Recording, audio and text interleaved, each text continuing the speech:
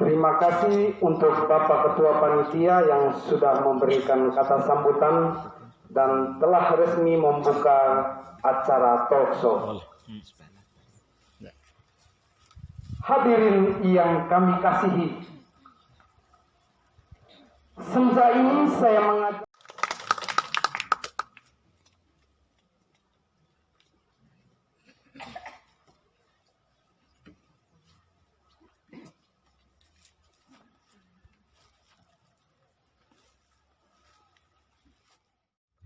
Selamat sore, selamat datang buat kita semua. Mudah-mudahan saya menjumpai kita semua dalam keadaan yang sehat sejahtera. Sore ini saya akan ditemani oleh beberapa narasumber. Yang pertama saya undang dengan hormat Romo Petrus Ece Muda. Beliau adalah psikolog. Romo kami undang untuk menyampaikan. Silakan maju. Bapak Ben Liu, silakan maju. Ibu Polri, silakan maju. Mari kita tepuk tangan untuk para penyangga.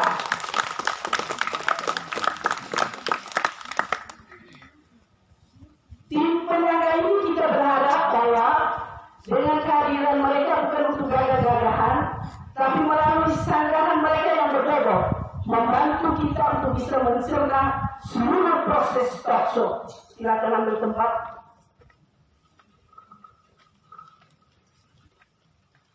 Lalu ada bapak-bapak tim pengamat yang mana mereka mengambil posisi di bawah sana. Bapak-bapak pengamat ini Bapak Hendrik Kusnama, Bapak Kepala Desa Kelatan Lo, Bapak Kepala Desa Hoken Jaya, Bapak Kepala Desa Bolu.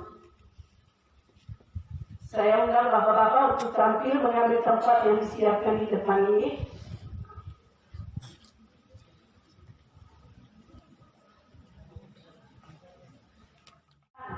Ada sesuatu yang salah yang tidak beres itu di mana?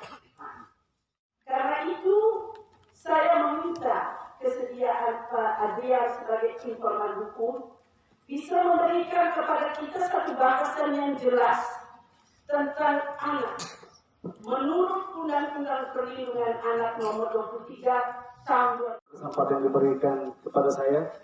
Selamat sore, selamat datang Bapak Ibu, anak-anak sekalian di tempat ini. Jawab juga ya, perang. Baik, kemarin sebenarnya saya diminta untuk sebagai penyangga dari aspek hukum. Lalu kondisi yang terjadi kemudian ada perubahan dari pihak kepolisian. Tidak ada yang bisa hadir, mungkin berhalangan atau apa. Sehingga posisi saya sore hari ini, Suster meminta saya untuk menjadi narasumber. Pasalnya apa?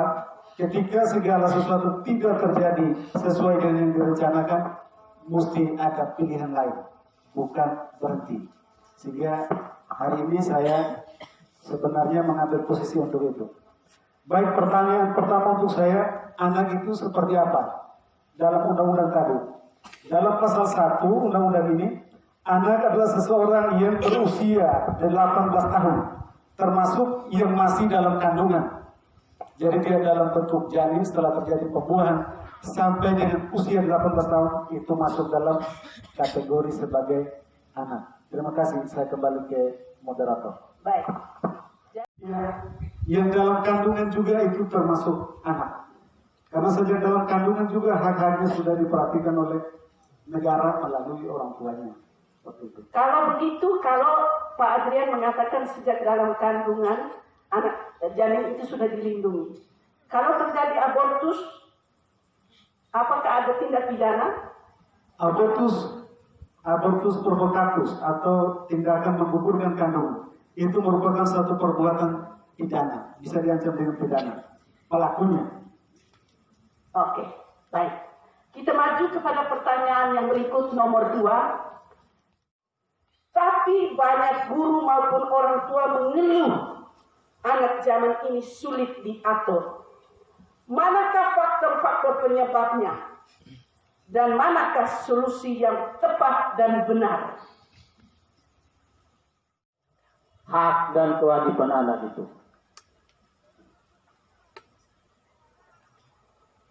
Begitu, Suster. Oke, mungkin Mama, silakan. Itu pendapatnya Bapak. Pas.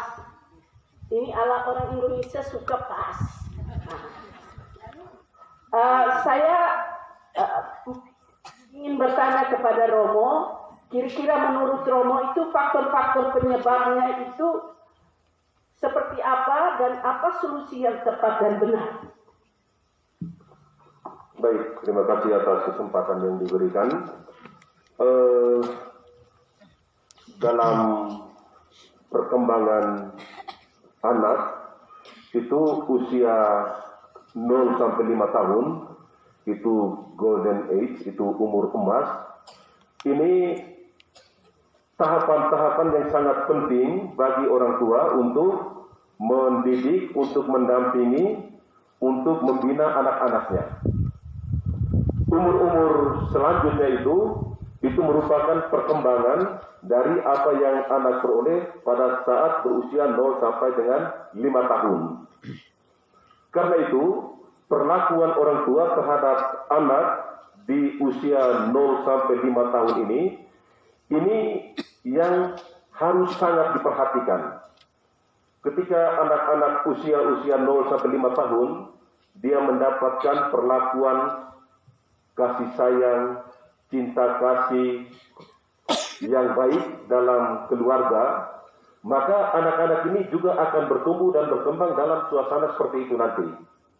Tetapi ketika anak-anak 0 sampai 5 tahun ini, lalu dia mendapatkan perlakuan yang kasar, perlakuan yang keras, dan seterusnya, pertumbuhan selanjutnya juga ini akan terbawa. Maka untuk kita perhatikan sebagai orang tua, misalnya pendidikan, pendampingan, pembinaan pada anak-anak usia 0 sampai 5 tahun, ini sekali lagi merupakan pendampingan waktu-waktu yang sangat penting untuk kita perhatikan, karena perkembangan anak selanjutnya itu akan terjadi yang dia bawa pada umur 0 sampai 5 tahun tadi. Itu yang pertama. Lalu yang kedua, kita juga mesti mengakui bahwa pendidikan yang baik yang diberikan oleh orang tua dalam rumah ini hal yang baik dan benar ini. Tetapi ketika anak itu keluar dari lingkungan rumah, dia akan berjumpa juga dengan teman-temannya. Ada sosialisasi di antara mereka, ada pertemuan, ada sharing. Hal-hal yang baik dari rumah ini mungkin akan bisa berubah. Seorang anak keluar dari rumah tanpa tahu kata maki misalnya, ketika dia sekolah, ketika dia bertemu dengan teman-teman yang biasa maki, dia kembali ke rumah lalu dia maki. Orang tua kaget, ini kenapa ini? Maka pengaruh lingkungan itu juga sangat penting untuk perkembangan anak. Lingkungan yang baik, lingkungan yang benar, dalam arti ada hal-hal yang positif yang selalu terjadi di dalam suatu lingkungan, entah lingkungan sekolah, entah lingkungan pergaulan, ini juga akan membantu anak untuk bisa bertumbuh dan berkembang dengan lebih baik. Lalu yang berikut itu soal pendidikan. Nilai-nilai pendidikan yang diberikan kepada anak sejak usia playgroup, TK, dan SD selanjutnya, ini juga bisa akan... Ya, silakan.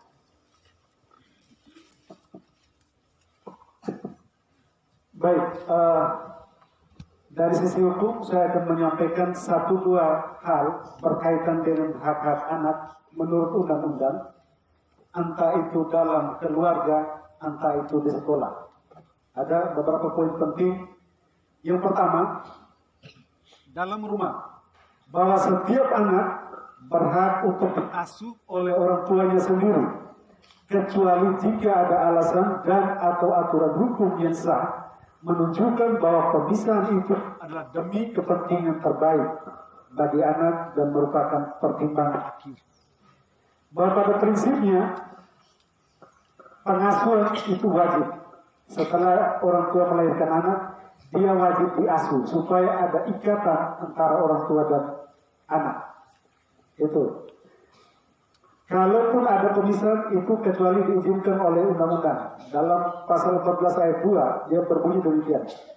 Dalam hal terjadi pemisahan sebagaimana dimaksud pada ayat 1, maka yang pertama bertemu langsung dan berhubungan pribadi secara tetap dengan kedua orang tuanya.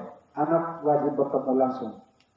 Lalu kedua, mendapatkan pengasuhan atau pemeliharaan, pendidikan dan perlindungan untuk proses tumbuh kembang dari kedua orang tuanya sesuai dengan kemampuan, bakat dan martabatnya. Lalu berikut, memperoleh pembiayaan hidup dari kedua orang tua.